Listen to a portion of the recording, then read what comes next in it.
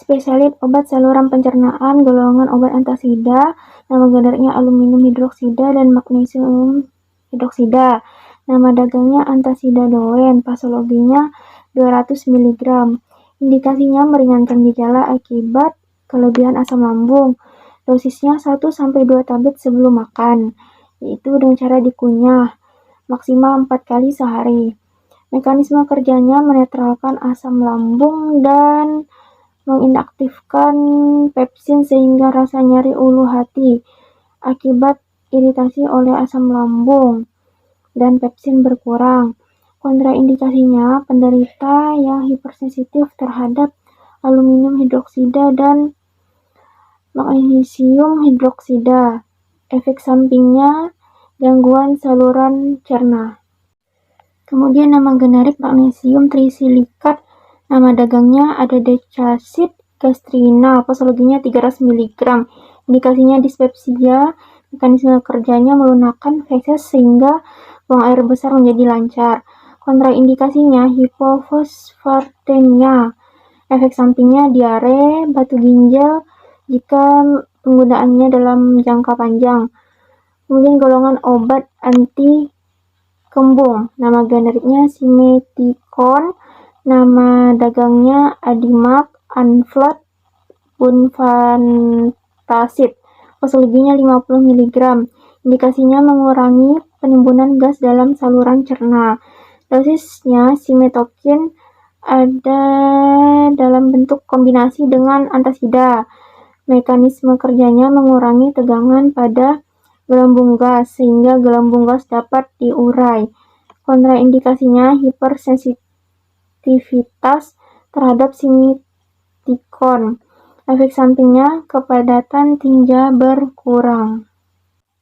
Golongan obat antagonis reseptor H2, nama generiknya simetidin, nama dagangnya simexol, sanmetidin, divar.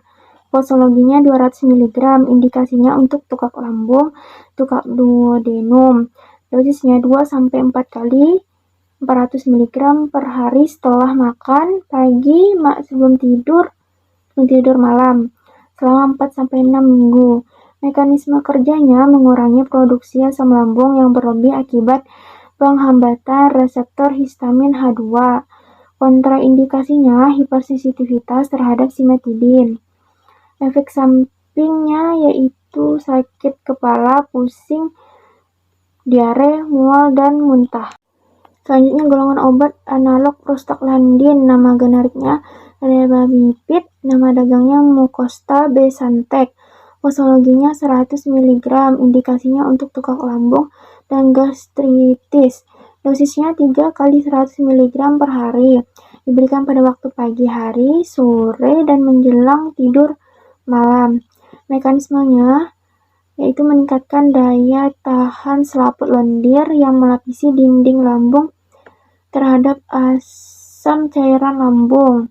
Kontraindikasinya yaitu hipersensitivitas terhadap rebamipid.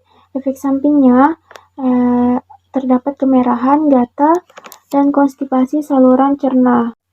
Kemudian golongan obat antiemetik, nama generiknya metoclopramid, nama dagangnya clopramel, damaben, primperan. Posologinya tablet 10 mg, suspensi 5 mg per 5 ml, injeksi 5 mg per ml. Indikasinya itu gangguan saluran cerna. Mekanisme kerjanya itu metoclopramid menimbulkan stimulasi selektif pada saluran cerna dan meningkatkan tekanan otot polos.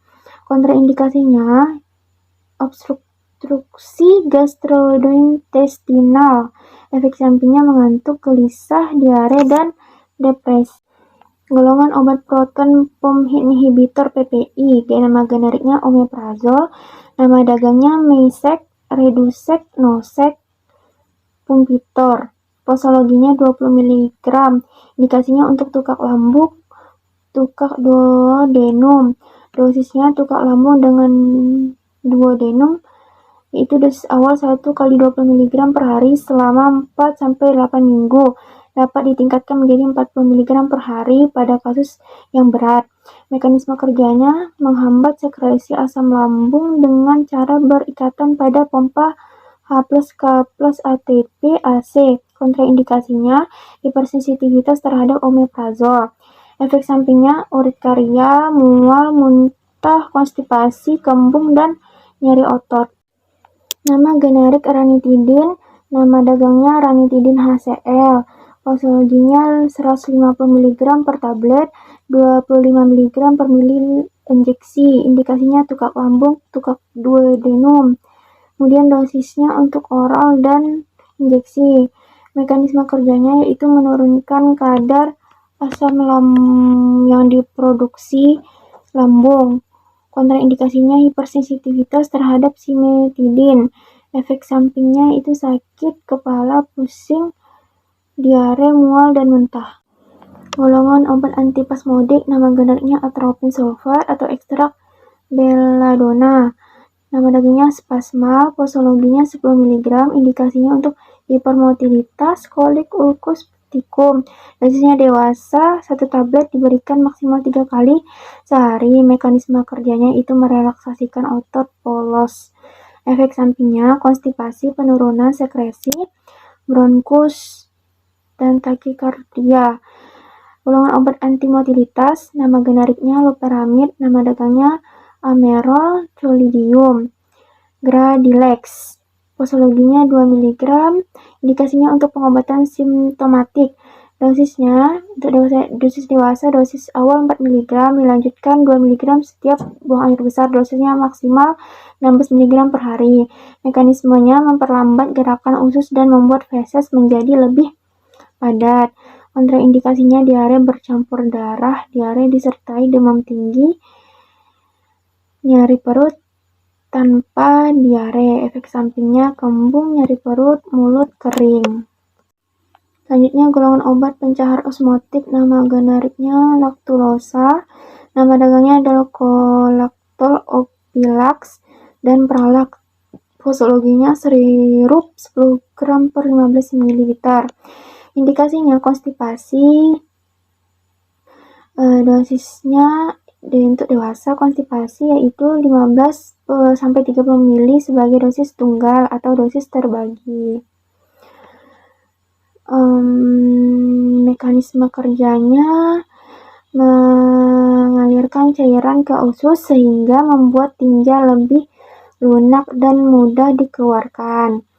Kontraindikasinya obstruksi usus, intoleransi laktulosa. Efek sampingnya yaitu kembung, sendawa, kram, mual, dan muntah. Kemudian golongan obat pengganti enzim pankreas, nama generiknya pankreatin, nama dagangnya Benozim, Elsazim, dan Tripanzim. Posologinya 170 mg, indikasinya membantu pencernaan karbohidrat, lemak, dan protein. Diperlukan untuk tumor yang menghambat aliran keluar dari pankreas, misalnya kanker pankreas. Dosisnya 150 sampai 500 mg per hari dalam dosis terbagi. Mekanisme kerjanya yaitu menggantikan enzim pencernaan ketika tubuh tidak memiliki enzim yang cukup. Sedangkan kontraindikasinya struktur kolon. Efek sampingnya yaitu gangguan saluran pencernaan, mual, dan muntah.